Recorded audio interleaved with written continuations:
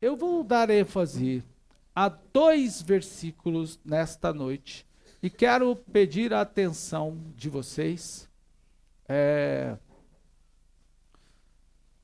para o que vamos falar. O verso 13, que diz assim: Posso todas as coisas naquele que me fortalece. E o versículo 19, versículo, né? E o versículo 19, o meu Deus, segundo as suas riquezas, suprirá todas as vossas necessidades em glória por Cristo Jesus. Vou me deter a esses dois versículos, mas vamos discorrer um pouco sobre os versículos 10 ao 19. Nesse texto, nessa passagem, o apóstolo Paulo está agradecendo a Deus pela oferta que recebeu dos irmãos da igreja de Filipenses.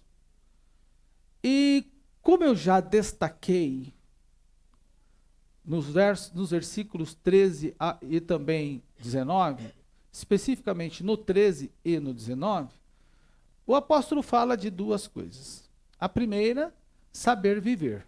Não pense que eu vou cantar aquela música que já veio na cabeça de vocês aí, né? Não vou, não. Tem igreja cantando, não vou, não. Segundo, ele fala do poder provedor de Jesus. Então, primeira coisa que Paulo nos alerta sobre o saber viver. A segunda, ele nos também alerta para não esquecer e acreditar no poder provedor de Jesus. São duas coisas que temos que ter em mente, então. Na primeira questão, saber viver, o apóstolo fala exatamente que ele sabe viver em qualquer situação. Vejam comigo o versículo de número 11. Olha só, vamos ler a partir do 10 novamente, mas eu vou dar ênfase agora a alguns versículos. Muito me regozijei no Senhor por finalmente reviver a vossa lembrança de mim, pois já vos tinhais lembrado, mas não tinhais tido oportunidade. Não digo isso como por necessidade, porque já aprendi a contentar-me com o que tenho. E ele diz mais, verso de número 12. Sei estar abatido, sei ter abundância. Em toda maneira e em todas as coisas estou instruído a ter, tanto a ter fartura como a ter fome, tanto a ter abundância como a padecer necessidade. Percebam que ele repete por duas vezes a palavra abundância. Ao que parece, Paulo era sempre suprido. Aquilo que mais acontece conosco, geralmente é o que mais a gente fala. Aquilo que mais a gente, por aquilo que a gente passa, mais vezes a gente repete. Então Paulo repete abundância. O que nos sugere que é preciso ter sabedoria, disciplina, educação para viver em qualquer condição. Não é só saber viver em ter necessidades ou fome. Não é só saber viver em ter pouco dinheiro ou não ter dinheiro nenhum. Mas é saber viver em ter abundância, por exemplo, financeira, e até mesmo abundância de alimentos.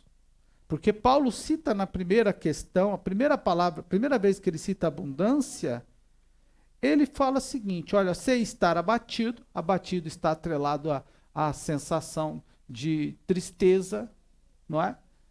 Por alguma decepção. E sei estar abundante, por exemplo, que pode ser pensado aqui como o oposto do abatido.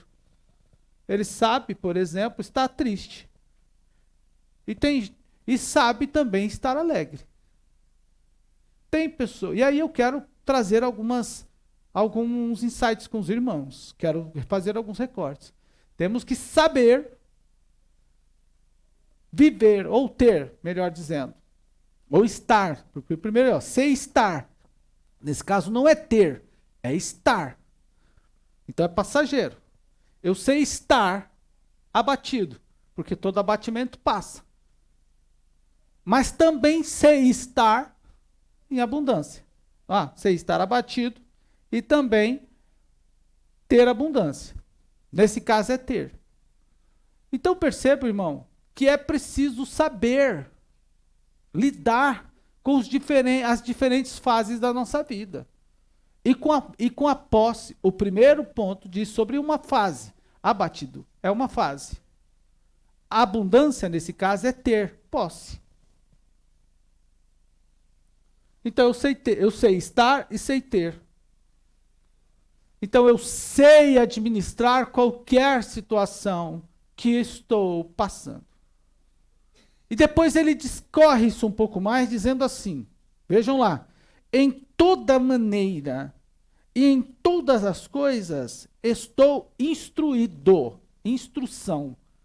Irmão, ele não disse, ele me deixa claro aqui que ele buscou informação, recebeu informação sobre como lidar com essas diferentes situações da vida. Até mesmo estar abatido ou alegre, a ter abundância ou necessidades, ou não ter nada. É preciso ter essa habilidade para administrar a vida nessa fase. A igreja é composta de pessoas que estão em diferentes situações, estados. Uns muito alegres, outros muito tristes. Uns corajosos, outros temerosos. Uns já num patamar mais alto ou estabilizado. Outros vão recomeçar. Tem ânimos diferentes aqui. E independentemente da posição que você está agora, que você está vivendo agora, você esteja, é preciso que você saiba viver. E você tem que saber administrar. Quando a gente pensa em saber e não saber, a gente só consegue pensar, ou pelo menos podemos imaginar, naqueles que não sabem viver nessa condição. Há pessoas que não sabem estar abatido. Ela não sabe estar abatido. Por que não sabe estar abatido? Irmão, porque ela é como se matasse o morto de novo. É redundante isso, matasse o morto. Não é? Mas é verdade. Eu tive uma tia, nós estávamos indo sepultar, a Mancida teve uma tia, e eu disse, eu tive porque era tia dela. No sepultamento, o motorista os irmãos, era o velório em casa, o corpo dela foi velado na minha casa, que naquela época não era minha casa, a casa da minha sogra. Aí veio o carro fúnebre, pegou o corpo, o cortejo foi atrás, ônibus, tudo mais. Quando passamos ali do Socorro para Guido Calói, é isso mesmo, para Guarapiranga, aquela passagem, exatamente naquele ponto, quando quem vem da Guarapiranga para o Socorro, vejam bem, quem vem da Guarapiranga, da Avenida Guarapiranga para o Socorro, assim que passa aquela pontinha e passa aquele atacado, já entra à direita, aquela rua era mão dupla. E ali tem uma lombada. Tinha naquela ocasião. A passagem era por ali. Naquele ponto, exatamente naquele ponto, ou não me lembro, mas não me confundo, mas é bem por ali mesmo, o indivíduo o motorista que tinha bebido, acelerou o carro, perdeu o controle do carro funerário e entrou no eixo traseiro de um caminhão. Ele, entrou no eixo traseiro e entrou com força. Ele entrou na lateral do carro. O caminhão vinha ao contrário, no sentido contrário. Ele perdeu o controle, passou pela roda da frente e entrou carroceria por baixo e o caminhão era trucado, se eu não me engano. Trucado é que tem 2 eixos traseiros. Então a pancada foi muito forte, que ele não conseguiu deslocar os 2 eixos do caminhão. Por ser 2. Então, a pancada que deu, ele arrebentou a frente do carro todinho, da caravana, que era uma caravana Commodoro Funeral. O caixão foi para frente, porque ele é colocado no carro, naquela ocasião, ele é colocado meio que na transversal, a parte de pé, o pé, né? O pé do corpo, naquela posição, prensou a cabeça do meu sogro no painel, arrebentou a frente dele, a frontal dele inteira, dentes arrancou todo, foi um arrebento, ele não ficou com nenhum dente na boca. O caixão quebrou, né? Foi um acidente violento, violentíssimo. E o ônibus foi embora, porque o ônibus fez outro caminho, se eu não me engano. E aí, foi aquela história, o morto morreu de novo, não é? Porque estava morto e sofreu um acidente. Para enterrar, acabou que um CT passando por ali, o caixão foi removido para o caminhão do CT, que levou para o corpo. Foi uma confusão aquele enterro. Então, irmão, por que eu disse isso? Porque eu citei que o morto morre de novo. Temos que saber viver. Tem pessoa que não sabe estar batido, é como se ele já está em crise e ele ele potencializa a crise de uma maneira tão violenta que tudo fica pior. Ao invés de pensar numa solução para o problema, ele vai potencializando a crise. Vai potencializando o problema. E o problema não vai ficar menor porque a gente está potencializando o problema, a gente está agigantando, ele vai ficar maior. Aí você vai descontrolar, vai perder a paz, vai perder saúde, e assim você vai tendo mais dificuldade. Por isso Paulo disse, eu sei estar abatido. Quando você perde uma batalha, você está numa guerra, você perdeu uma batalha, você fica abatido. Você compra um negócio, não deu certo, você faz uma compra, deu errado, você faz um acordo e o acordo frustra, você sofre um acidente, você fica abatido. Você toma uma decisão e a decisão é tomada errada, você fica abatido. Saiba estar abatido. É claro, Davi dá um exemplo disso. Quando o filho de Betseba estava mal, doente, ele chorou. A Bíblia diz que Davi chorou e jejuou. Se alegrou. Aí o filho morreu. Aliás, chorou e jejuou. Aí o filho morreu e ele se alegrou. Aí alguém perguntou, não entendi nada. Você fez o contrário. Ao invés de chorar depois pela morte do menino, você se alegra? Ele disse, eu tinha que me ficar triste enquanto o menino estava doente. Agora que ele morreu, o tempo do choro passa. Está no texto. O tempo do choro tem que passar, sem estar, eu preciso controlar. Pastor, o senhor está falando isso porque o senhor não sabe o que é sofrimento. Você não sabe o que eu já passei.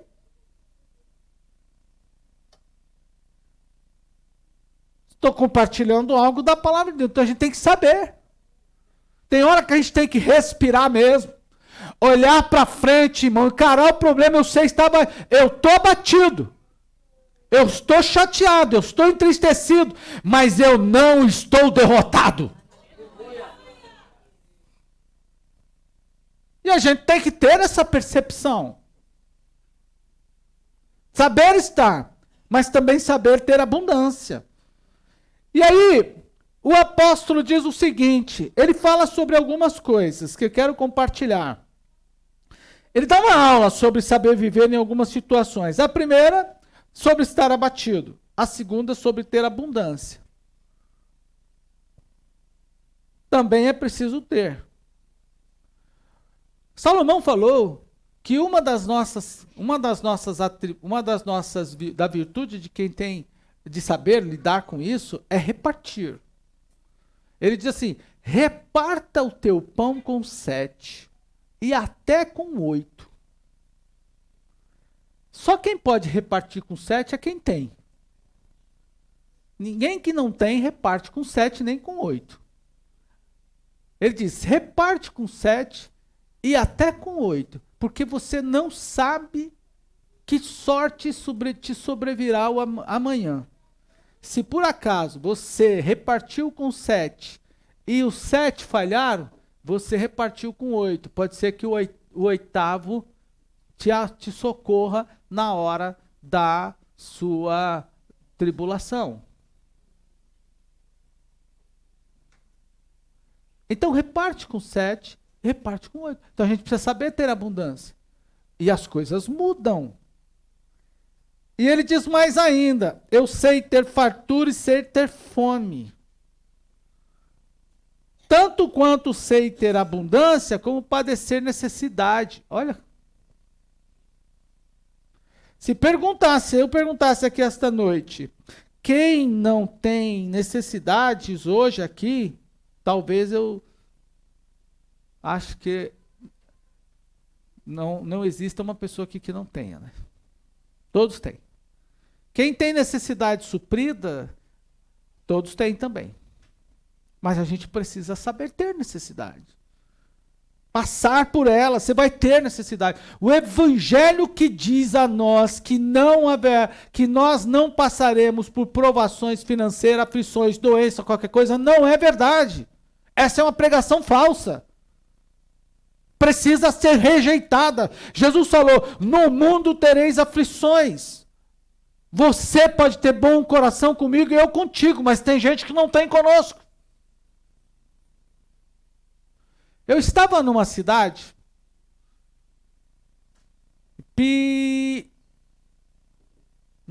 Pindamonhangaba, junto com o nosso irmão Michel Rodrigues. Eu não sei se foi lá mesmo.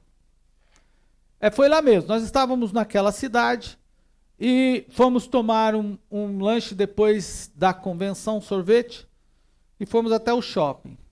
E como a gente só anda tarde da noite, o shopping fechou. Ficamos lá. Praticamente só nós. Tinha um casal sentado à mesa ao lado e foi embora e deixou a bolsa. E o Michel olhou, nosso irmão olhou e falou assim: esqueceram a bolsa. E agora? Vamos olhar. Vamos pegar. E aí, não tinha mais ninguém, a não ser o segurança que estava por ali. O Michel foi lá e falou: ó, alguém esqueceu essa bolsa aqui. Aí o segurança não transmitiu segurança. O segurança transmitiu insegurança. Porque o segurança disse, ao invés de ter dito assim: olha, não, pode deixar aqui conosco, vamos levar na administração, e a pessoa que perdeu provavelmente voltará e vai buscar ali. O cara disse assim: mais ou menos isso. Vou parafrasear o que ele disse. Michel pode dizer melhor. O cara mais ou menos disse assim: olha, eu não sei nem o que fazer, deixa aí que eu vou dar uma olhada para ver o que eu faço. Michel olhou comigo e falou: não, vamos tentar localizar essa mulher. Aí o Michel abriu a bolsa da mulher, achou, não sei se foi o telefone, estava destravado, não é? E aí, pegando o telefone, olhando lá os contatos, né? Está destravado. Aí, olhando os contatos, viu mãe. Eu não salvo nem na minha agenda não tem, na agenda do meu celular não tem mãe, não tem irmão, não tem mulher, não tem esposa, não tem amor, não tem bisteca, colchão, não tem nada disso. Todo mundo está lá, está pelo nome e sobrenome. Se um dia eu perder o celular e alguém achar, vai ter que descobrir nos contatos quem. Eu deixo algumas pistas.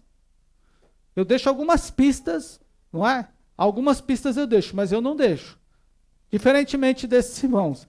Até brinco quando eu peço assim: manda para mim o contato do seu esposo, da sua esposa, aí vem os contatos. Amor.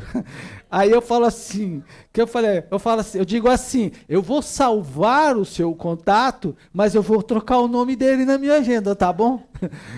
Não vou salvar como amor, não, né?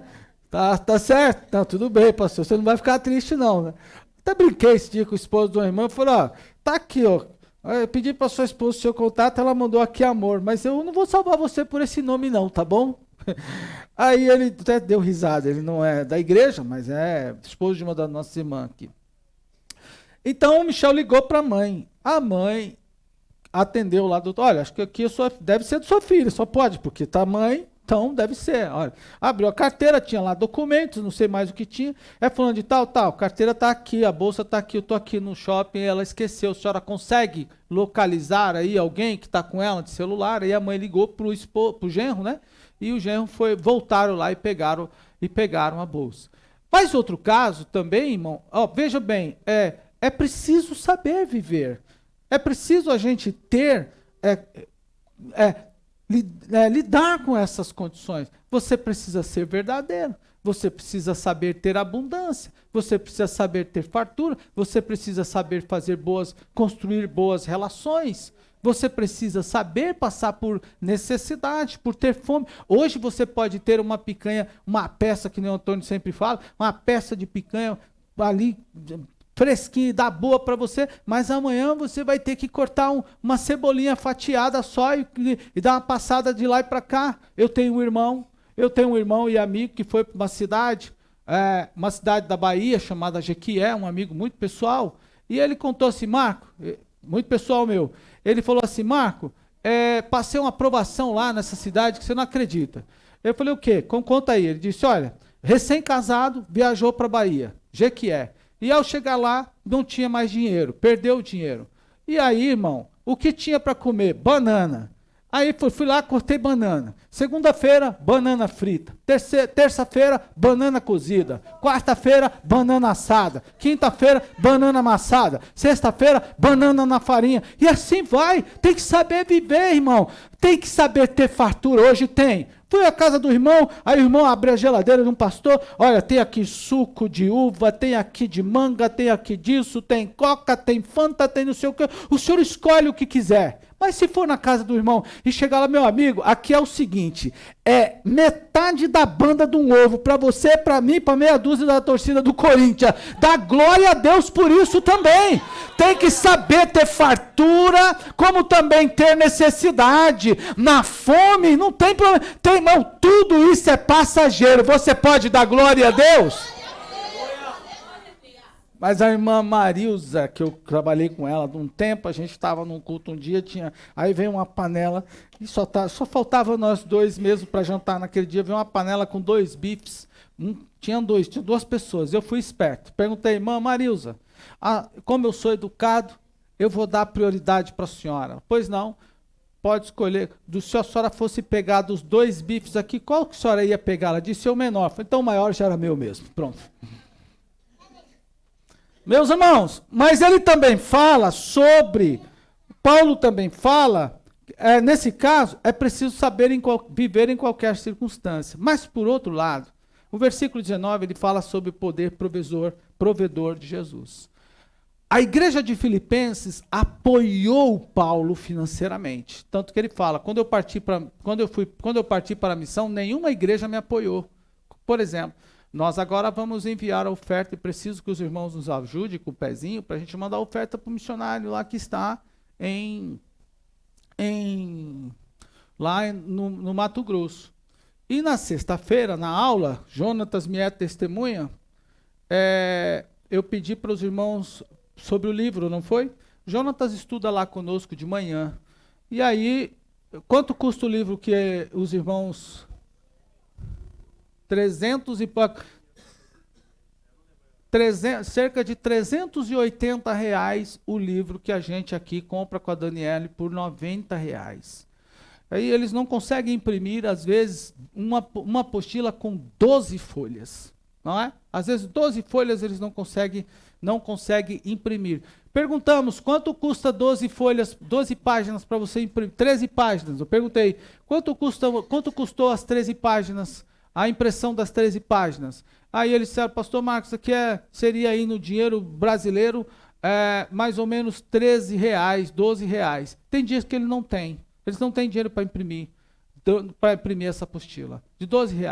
Então eu disse aos irmãos assim, vou fazer uma campanha com os estudantes da igreja, não foi? Para a gente comprar esses duas teologias sistemáticas, vocês vão comprar aí, porque para a gente mandar daqui a teologia de R$ 90 vai custar quase 500 o envio. Então é mais fácil a gente juntar os 700, não é? 500 cada uma. Então a gente vai juntar o dinheiro e comprar, mandar para eles comprarem lá a teologia para a gente estudar. Para nós, é muito mais fácil fazer isso do que pegar e mandar esse dinheiro. E ele me disse, pastor, se o senhor mandar para a gente qualquer coisa aqui, pode não chegar. Porque nós estamos... é desviado, quando chega aqui na alfândega, é desviado e é vendido. Eles vendem, né? Em outro lugar. Então, ok. Mas então, irmãos, nós apoiamos o pastor lá em Mato Grosso, como apoiamos o trabalho lá em Moçambique desta forma, como apoiamos também um outro pastor com a nossa oferta do pezinho. Paulo aqui diz que foi para a missão, ele diz, quando eu fui para a missão, nenhuma igreja se ajuntou comigo. Não é? Mas a igreja de Filipenses se uniu e mandou uma oferta por meio de Epafrodito, que ele coloca aqui, não é? Ele diz o seguinte, olha, recebi a oferta que vocês me enviaram, muito obrigado pela oferta, fiquei feliz. E a oferta que vocês me enviaram supriu, olha lá, todas as coisas. Verso 18, bastante tenho recebido e tenho abundância, cheio estou, depois que recebi de Epafrodito o que da vossa parte me foi enviado, como cheiro de suavidade, sacrifício agradável e aprazível a Deus. Quando você pensa assim, a igreja de Filipenses, de Filipos, enviou uma oferta para o apóstolo Paulo, você pensa, era uma igreja rica, uma igreja poderosa, financeiramente bem. Não, era uma igreja também com muitas necessidades, com muitas provações financeiras, com dificuldades das mais diversas possíveis.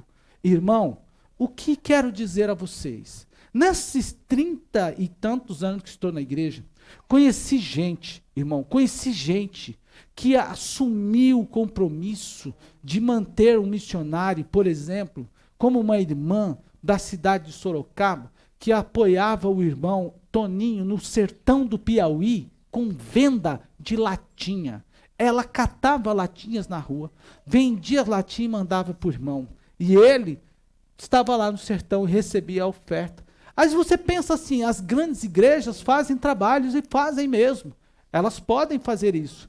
Mas as grandes igrejas, muitas vezes, conseguem fazer os grandes trabalhos pela ajuda e o apoio dos pequenos irmãos, que são simples, que são frágeis. A primeira igreja que eu assumi, me lembro da irmã Nair e da irmã Jandira. Nós estávamos endividados, como eu já contei aqui para vocês. Elas faziam coxinha, não tinham dízimo. Sabe como as irmãs dizimavam? Com venda de coxinha. Saíam às ruas vendendo para fazer o trabalho. E Deus abençoou. E Deus nos ajudou. Venderam coxinha, vendiam esfirra, elas mesmas faziam as coisas, saíam e vendiam e ofertavam na igreja. Aí você pensa assim, as pessoas são ricas porque as pessoas contribuem. Não, é o que Paulo está dizendo. E o versículo 19, no versículo 19 ele fala isso. A oferta dos irmãos supriu todas as necessidades de Paulo e supriu com sobra. Será quanto que Paulo recebeu de oferta da igreja de Filipos? Quanto será? Se fosse nos dias de hoje, o bastante para comprar isso, aquilo, irmão, não estamos falando de valor, mas da grandeza do empenho da pessoa que faz para a oferta, para servir a Deus, do tamanho do esforço que é feito para servir a Deus, dos catadores de papelão que tem na rua, quantos são apoiadores de missionário, como dos catadores de latinha que eu já falei, quantos são apoiadores de missionário. Eu não estou pedindo para ninguém fazer isso aqui, eu estou dizendo que uma igreja pequena consegue também fazer uma grande oferta que sobe, que dê com abundância para outra que está em necessidade, como foi o caso da igreja de Corinto, de Jerusalém. Os irmãos pobres supriram a necessidade dos irmãos da igreja sede, que é o caso. Paulo disse, olha, vocês me atenderam naquilo que eu preciso. Agora, quais eram as necessidades da igreja? Paulo não diz qual, mas diz algo. O meu Deus, segundo as suas riquezas. Quais riquezas? Quais riquezas? Suprirá todas as vossas necessidades em Cristo Jesus. Quais riquezas Deus tem? Vou citar pelo menos 3. Primeiro, irmão, Deus é soberano. Repita comigo, soberano. Ninguém nessa terra é soberano, irmão. Não é nenhum presidente, nenhum ministro, nenhum pastor, nenhum doutor. Ninguém é soberano. Soberano é Deus. Ele está acima de tudo, já passou por tudo, conhece tudo, criou tudo, administra tudo, venceu tudo. E todas as coisas estão debaixo dos seus pés. Deus é soberano. Você pode dar glória ao nome do Senhor. A segunda riqueza que quero compartilhar com os irmãos acerca de Deus nesta noite é que Deus é onipotente. Ninguém é. Quem é onipotente? Ninguém é. John Lennon disse que seria mais conhecido que Jesus. Foi, como o homem que tomou um tiro do próprio, ou sei lá, foi morto pelo próprio fã. E está morto, sepultado lá ainda.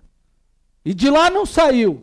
E o nome dele só não está apagado da história, porque ainda tem um Beatles vivo.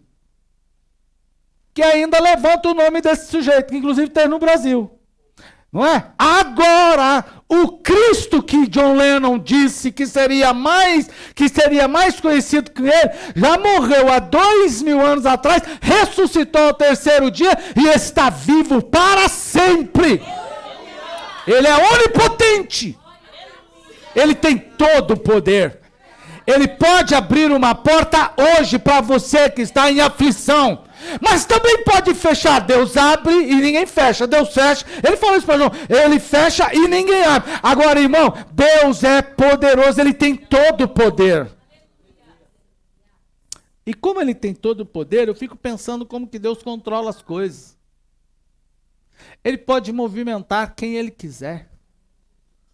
E quando eu olho a Bíblia, eu vejo Deus movimentando gente rica, gente pobre, e vejo Deus movimentando o pobre para ajudar o pobre. Por exemplo, Elias para ajudar a viúva de Sunem. Elias era pobre. Não é? E eu quero perguntar para vocês aqui, quem aqui teria coragem de comer um pãozinho que o corvo acabou de trazer para você? O corvo, segundo a história. Irmão, esse corvo para voar, aonde ele foi buscar esse pão? Hã? A Bíblia diz que o corvo levava um pão. Aonde ele foi buscar esse pão? Hã? Carniça. Mas ele foi buscar o pão em algum lugar. Porque ele levou o pão. Esse pão não apareceu de algum lugar, do nada. Tipo, caiu do céu. Não, ele foi pegar em algum lugar. Um estudo que eu li, vocês sabem que o pão, olha aqui para mim, o pão do santuário era trocado de tempos em tempos, certo? Semanalmente o pão era trocado. Um estudo que eu li, que eu não sei se é verdade, mas compartilho com vocês, preciso de investigação, diz que a possibilidade desse pão que Elias comeu, é possível um desses de troca do sacerdote. Ok, mas qual distância?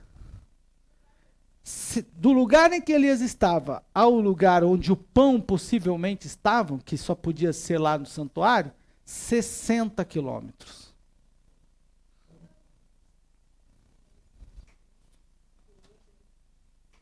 Então, isso por estudos, é claro.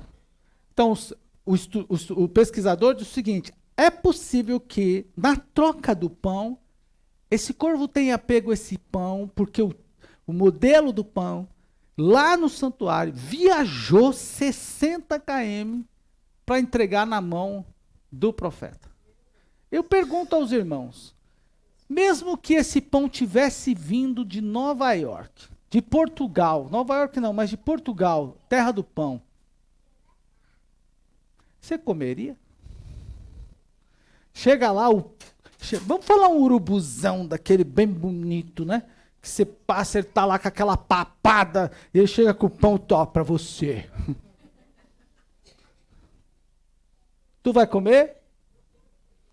Vai pegar, passar uma manteiguinha nele, dobrar, molhar no café, igual a gente faz aqui de manhã, e comer? Manteiga, alguém disse ali?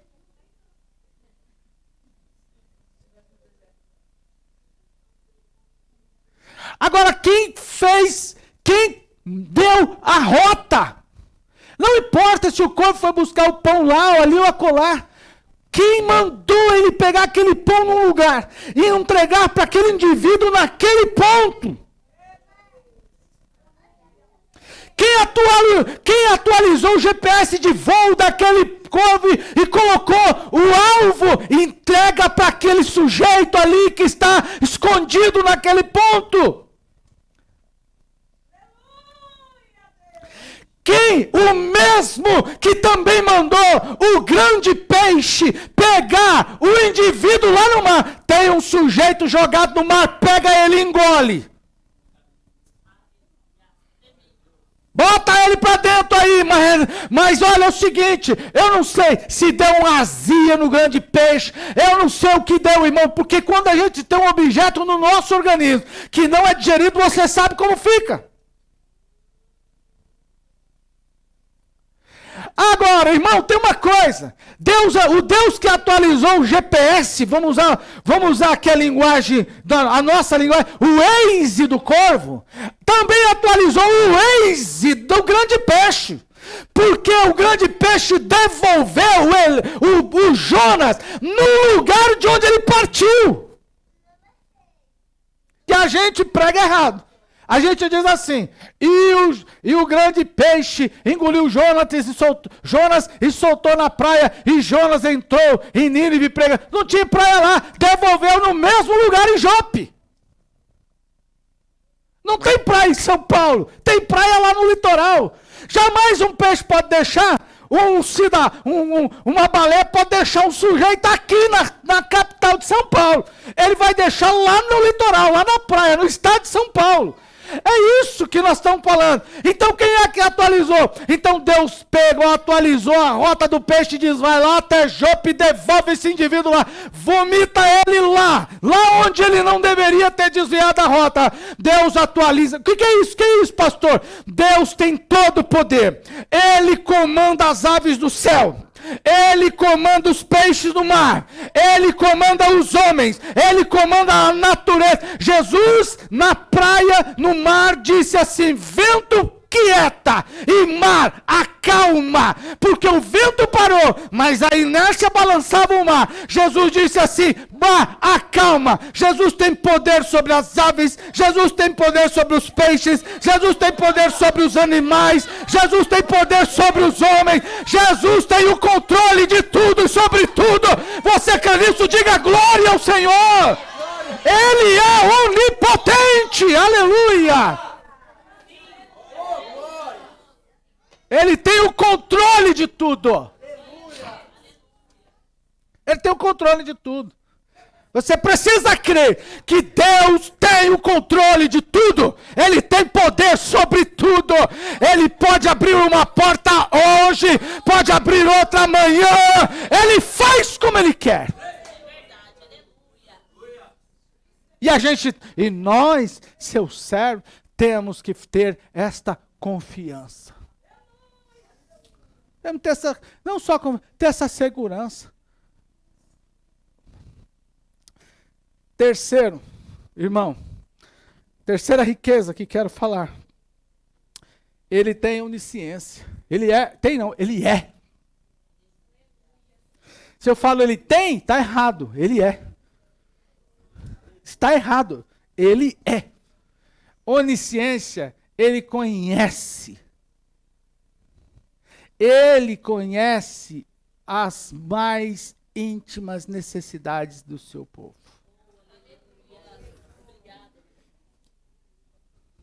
Eu não sei o que você pensa, nem o que o irmão pensa, nem o que você pensa, mas Deus sabe o que você pensa. Um dia, e concluo aqui, lá em Tietê, tinha ido para a escola dominical. Eu não sou, irmãos, eu passo por provação, mas as provações me entristecem, como a todos os demais, mas eu também, em Cristo, encontro força para vencer as provações. Fui para a escola dominical, naquela época eu estava desempregado e não tinha emprego, como eu falei, no início da minha fala, um pouco antes, né? E aí eu não conseguia emprego, e eu precisava de um emprego, não tinha, aquilo estava me abatendo, porque você quer fazer a obra de Deus e não tem. E as pessoas às vezes acham que você é rico. Pela forma que você atua na igreja, as pessoas acham que você é rico. Sempre fui para a igreja, paletó, gravata, aquela coisa toda, sempre fui. Desde quando eu não tinha paletó, quando me converti, peguei os do meu pai. Peguei o paletó que meu pai usava para o casamento, sabe? Para ir, todo paletó, todo casamento, meu pai só tinha um paletó. Então era aquele, né? Aquele paletó. Aí quando eu fui para a igreja, ele falou, não tenho paletó, vou pegar o paletó do meu pai. Cabia em mim, usei do meu pai. Fui para a igreja, um paletózão xadrez verde, né? Um xadrezão verde, só aquele que tinha. Fui com ele mesmo para a igreja, sem problema. Glória a Deus. E aí, a roupa que você vê, depois veio um emprego, né? Me casei, tive um outro paletózinho melhor, você ganha um ou outro. Então a forma que você lida na igreja com abundância, as pessoas acabam pensando que você é rico. Alguém disse esses dias para mim, repete sempre, a igreja do pastor Marco é uma igreja muito rica, só tem gente rica lá. Aplauda Jesus por causa disso aí.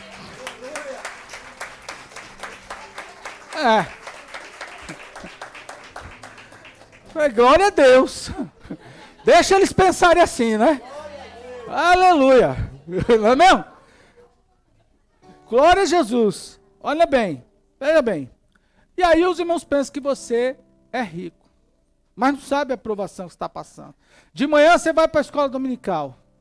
De manhã, à tarde vai para o culto, vai para o evangelho. Lá estava, todo vapor.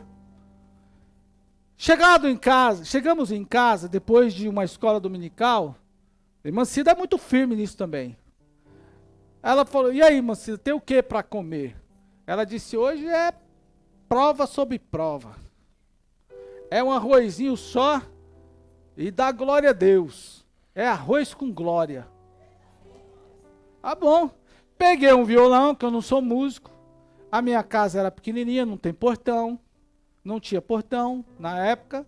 Peguei o violão e fui trabalhar um pouquinho algumas músicas que a gente ia para o ar livre à tarde. A gente fazia ar livre à tarde. Eu, pastor Adilson, que vocês conheceram ontem. Nós viramos aquelas cidades ali pregando o evangelho. Aí, então, eu tô lá tocando o meu instrumento, não é? E chega um irmão. O irmão chegou no portão de casa, uma cerquinha. Ele chegou assim, varão, ele fala rápido. Ele fala assim, varão valoroso. Ele fala assim, varão valoroso. O irmão com bigodão, varão valoroso. Eu falei, pois não, ei, irmão João, tudo bem, graças a Deus. Ele fala assim, varão, estava em casa. E o Espírito de Deus, ele fala assim, o pai, ele diz assim, o pai, lá, nosso pai, disse assim, vá ao açougue. E você sabe, né, varão? Quando o pai fala, a gente tem que fazer. O pai falou, vá ao açougue. E diga assim, manda cortar essa carne assim. E ele disse, pois não, Senhor. Ele disse, agora, vá lá na rua Azaléias. Lá na casa do meu servo, entrega para ele. Ele disse, varão, estou aqui morrendo de medo. Que eu não sei o que está acontecendo aí. Mas o pai mandou trazer para você. Eu digo, então me dá logo, aleluia, tome, Mancida, chegou a carne, não lembra disso? Tome, Mancida, chegou a carne. Irmão, Deus é onisciente. Jesus é onisciente. Diga glória ao Senhor. Diga o meu Salvador. Diga, o meu Salvador sabe o que eu preciso. Diga, o meu Salvador movimenta pessoas. Glorifique o nome do Senhor. O meu Deus, segundo as suas riquezas, suprirá toda necessidade em Cristo Jesus. Em Cristo Jesus é saúde, Ele cura, é provisão, Ele provê, é emprego, Ele abre a porta, Ele proverá todas as suas necessidades. Glorifique ao Senhor, igreja de Deus. Adore, adore por um instante esta noite, adore por um instante. Então se alegra, se alegra. Você não acredita num Deus falso, você não acredita num Deus fraco, você acredita num Deus que é supremo, num Deus que é onipotente, num Deus que é onisciente.